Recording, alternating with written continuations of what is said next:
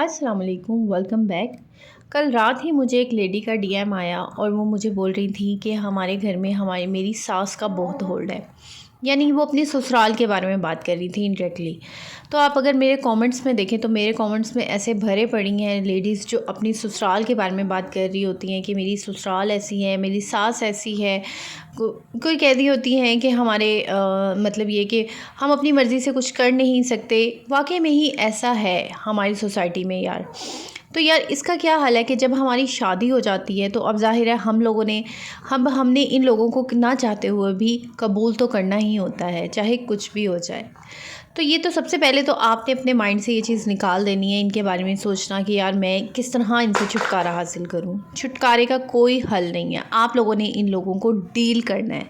आपने in laws को deal करना है और डील कैसे करना है यही आज मैं आप लोगों को इस वीडियो में बताऊंगी। और कुछ पॉइंट्स होंगे, अगर आप उन पॉइंट्स को अपना लेंगी, यकीन माने आप इतना ज़्यादा आपको हेल्प मिलेगी और आपकी ज़िंदगी में कहीं ना कहीं सुकून लाजमी आ जाएगा। लेकिन आपने एक प्रॉमिस करना है कि आपने इन पॉइंट्स पे अमल ज़रूर करना है।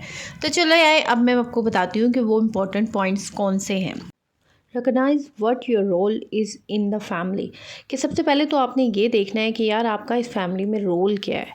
आप क्या हैं, बहू हैं, ठीक है ना। तो क्या आप सिर्फ अपनी सास नंद की बातें मान के चलती हैं या आपकी अपनी भी कोई मर्ज़ी और ख्वाहिशात हैं। तो अगर आपकी अपनी भी मर्ज़ी और ख्वाहिशात हैं, ज़ाहिर है हर किसी की अपनी मर्ज़ी ख्वाहिशात तो होती हैं। अगर आपकी सास या आपकी नंदें वगैरह आपके कामों में इंटरफेयर करती हैं ना, तो आप इनकी हाँ में हाँ मिलाएं और अपनी मर्ज़ी के मुताबिक काम को कर सकती हैं और बहुत इजीली कर सकती हैं। देखिए अब हम लोग क्या सवाल कर लेते हैं अपने सर पे कि यार हम तो ऐसे करना चाहते थे लेकिन हमारी सास ने ऐसे कर दिया, उन्होंने कहा कि ऐसे करो। तो यार देखिए आप उनकी हाँ में हाँ मिला लें, उनको बोल दें हाँ ठीक है हम कर देंगे। उन्होंने बोला है कि तुमने किचन संभालना है तो तुमने ये करना है, ऐसे नहीं ऐसे करना, हाँ ठीक है जी मैं कर दूँगी।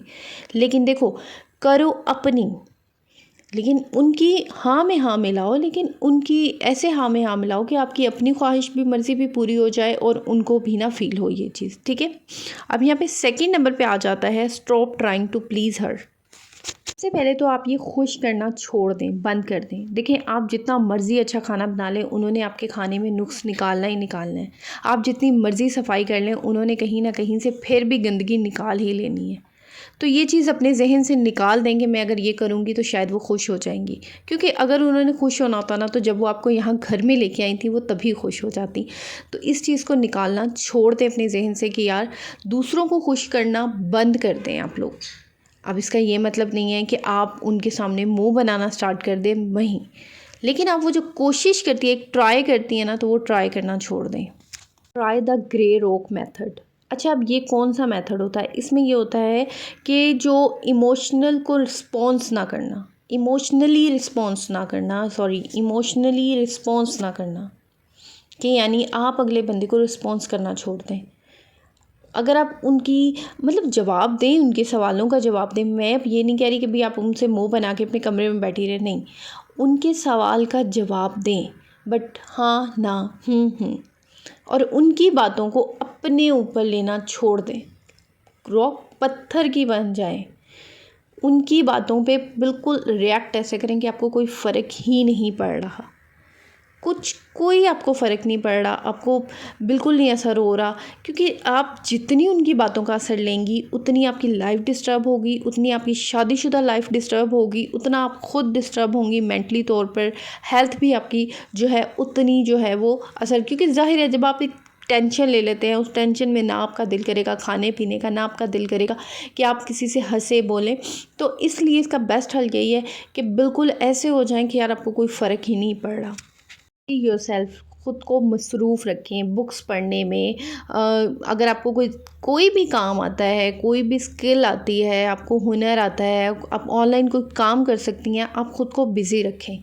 यहाँ तक कि आप किसी अच्छी सोच में ख़ुद को बिज़ी रख सकती हैं। अब वो अच्छी सोच क्या हो सकती है, अगर आप किचन में कहीं काम कर रही हैं या कोई काम कर रही है, आपकी सास अगर आपको कुछ कह रही है तो वही वाली बात मैंने आपको कहा है कि उनका हाँ ना में जवाब के, लेकिन ख़ुद को इस तरह मसरूफ़ रखें, अपने माइंड को हर वक्त मसरूफ़ रखें कहीं और, इस जगह से हटा के। कि यानी आप सोच सकती हैं कि यार आज मेरे हस्बैंड आएंगे तो मैं आज ये सूट पहन लूँगी, या मैं आज उनसे ऐसे बात करूँगी वैसे बात करूँगी। शिकायतें नहीं, यानी मैं उनसे आज ये प्यार से बात करूँगी, वो बात करूँगी। तो यानी कोई ना कोई किस्सा हस्बैंड के साथ कोई ऐसा किस्सा बंदा छेड़ देता है कि जिससे आपका जो दरमियान में बैठे हुए जो एक माहौल होता है वो खुशगवार हो जाता है। तो ये चीज़ें सोचने में अपने अपने पॉजिटिव थिंकिंग हर वक्त अपने माइंड में रखें, नेगेटिव चीज़ को निकाल दें। अच्छा ये कह रही हैं तो हस्बैंड आएंगे तो मैं आज शिकायत लगाऊंगी इनकी, नहीं, ये चीज़ आपने बिल्कुल भी नहीं करनी। इस चीज़ से आपका रिलेशन ख़राब होगा, बल्कि आपने खुद ऐसे हो जाना है कि यार आपको कोई फ़र्क ही नहीं पड़ रहा। देखिए आप जितना इनकी बातों का असर लेंगे इससे फ़ायदा कुछ नहीं होगा। आप हस्बैंड को शिकायत लगाएंगे, क्या होगा इससे ज़्यादा से ज़्यादा? आखिर वो इनकी माँ है, बहन है, वो क्या करेंगे? वो इनको घर से तो नहीं निकाल सकते। तो इसलिए माहौल ख़राब करने से अच्छा है कि आप ऐसी हो जाएं कि उनको भी मौका ही मत दें, उनको बिल्कुल भी मौका ना दें कि उनको ये हो कि यार ज़ाहिर है जब आप उनसे कम इंटरेक्ट करेंगी, कम से कम उनको बात करेंगी, अवॉइड करेंगी, तो उससे क्या होगा ना कि उनको मौका ही नहीं मिलना आपसे वो बात करने का। यानी वो जो चाहती हैं करना, या वो आपको जो एक कह देते हैं कि प्रोवोक करना, एक टोंट करना, एक आपको तंग करना चाहती हैं, तो जब उनको मौका ही नहीं मिलेगा वो चीज़ करने का तो वो होगा ही नहीं।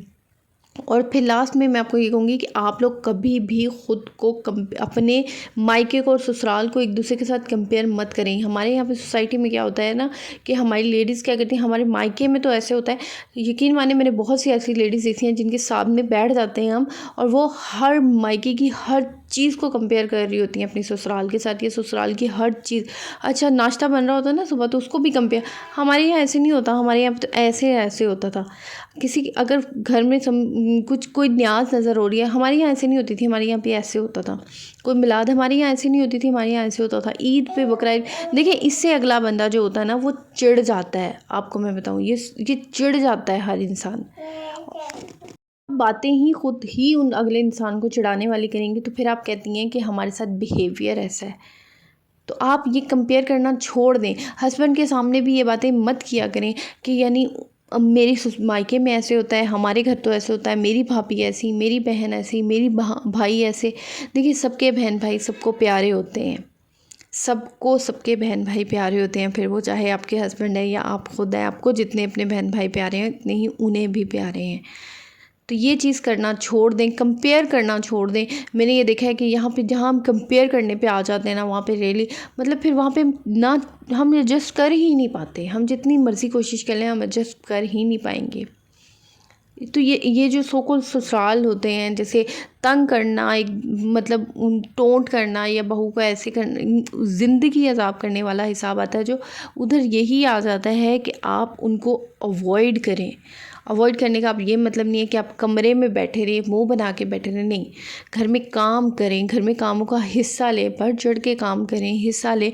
लेकिन वही बात आ गई, उनकी हाँ में हाँ ज़रूर मिलाएं, लेकिन करें वही जो आपका दिल कहता है, जो आपका कहते हैं। तो वो इस तरह वो भी खुश है और आपका भी अपना भी खुश है। अब मैंने बहुत से घरों में ऐसे देखा है कि जो सास है वो अपनी बहू को सेटिंग तक चेंज नहीं करने देती, हालांकि बहू का बहुत दिल होता है कि यार मैं ये ऐसे करूँ वैसे करूँ। तो यार जो आपने करना है आप अपने कमरे में करें, ज़रूरत ही नहीं है उस घर को करने की। हमारे यहाँ पे मैंने देखा है कि बहुत सी लेडीज़ ऐसी होती हैं कि जो ससुराल में आके वो चाहती हैं ससुराल उनके जैसी बन जाए। देखिए आप भरे घर में आई हैं, आपको घर को लेके आप वहाँ नहीं गई अपने घर में, आप आई हैं। एक इंसान को चार इंसान के रंग में ढलना पड़ता है, ना कि चार इंसान आपके तौर तरीक़ों से पले, बल्कि आपने उनके तौर तरीके अपनाने हैं जिनके आप आई हैं। तो थोड़ा सा एडजस्ट करना पड़ता है, थोड़ा सा एक्सेप्ट करना पड़ता है, चीज़ों को माफ़ करना सीखें। फॉरगिवनेस यानी आप अपने माफ़ करना सीखें। हमारे यहाँ पे लेडीज़ बात को लेके बैठी रहती हैं, घसीटती रहती हैं। तो ख़ुद को स्ट्रॉन्ग करें, माफ़ करना सीखें। ये सबसे बड़ी मैं कहती हूँ, इससे अच्छी तो और कोई सुकून वाली बात ही नहीं है जब आप एक इंसान को माफ़ कर देती हैं। तो आप सोचें कि यार कोई बात नहीं, चलो कह दिया तो कह दिया, दफ़ा करो। उसी वक्त उस चीज़ को रफ़ा दफ़ा करें और अपने माइंड से निकाल देना कि उस चीज़ को घसीट के बैठी रहे, हस्बैंड के सामने उसका ज़िक्र हो, फिर माँ के हो, फिर बहन के हो। तो ये चीज़ आपकी ज़िंदगी में ऐसे उलझ जाते हैं यार, हम रिश्तों में इसमें उलझने की ज़रूरत नहीं है। सुलझाएं, अपनी ज़िंदगी आसान बनाएं, मुश्किल नहीं बनाएं अपने आप को, अपनी ज़िंदगी को। तो एक छोटी सी वीडियो थी जो मुझे स्पेशल रिक्वेस्ट आई थी कि हमारे लिए ज़रूर बनाना। तो इंशाल्लाह आपको मेरी इस वीडियो से कुछ ना कुछ सीखने को ज़रूर मिला होगा, मुझे उम्मीद है। और कुछ थोड़ी सी भी अगर मैंने आप लोगों की हेल्प की है तो ज़रूर कमेंट्स करें और चैनल को लाजमी सब्सक्राइब कर दें। और किसी भी तरह का अगर आपको कुछ भी मेरे से क्वेश्चन करना है, कुछ भी करना है, तो नीचे इंस्टाग्राम का लिंक है, DM करें, मैं आप लोगों को क्वेश्चंस का जवाब दूंगी। इसके अलावा कमेंट्स कर दें, कमेंट्स कर छोड़ दें। तो और इसके अलावा आप लोगों का प्यार मोहब्बत बहुत शुक्रिया। चैनल को लाजमी सब्सक्राइब कर दें और दुआओं में यकीनन दुआओं में मुझे बहुत याद रखें। दुआओं की आपकी बहुत ज़्यादा ज़रूरत है, बहुत आपकी सपोर्ट की ज़रूरत है। इसी तरह सपोर्ट करते रहें मुझे, मेरे चैनल को। आप लोग बहुत वीडियो को अच्छा पसंद करते हैं। अच्छा, बहुत से लोग ऐसे हैं अभी भी 80% जो वीडियो देख लेते हैं बट चैनल को सब्सक्राइब नहीं करते। तो प्लीज़ जाते हुए चैनल को लाजमी सब्सक्राइब कर दें। और एक छोटा सा ये होता है कि हमारी चलें एक जो यूट्यूब की फैमिली होती है वो हमारी बड़ी होती है। और दुआ में ज़रूर याद रखिएगा और अपना ढेर सारा ख्याल रखिएगा। अपना ख्याल रखें क्योंकि सर्दी बहुत ज़्यादा हो गई है। बच्चों का भी ख्याल रखिएगा और बच्चों को ठंड से बचाएं, ये बहुत मुश्किल होता है खांसी नज़ला ज़ुकाम बच्चों का ठीक होना। और ख़ुद को भी बचाएं, बच्चों को भी बचाएं और दुआओं में याद रखें। ओके जी, अल्लाह हाफ़िज़, बाय बाय।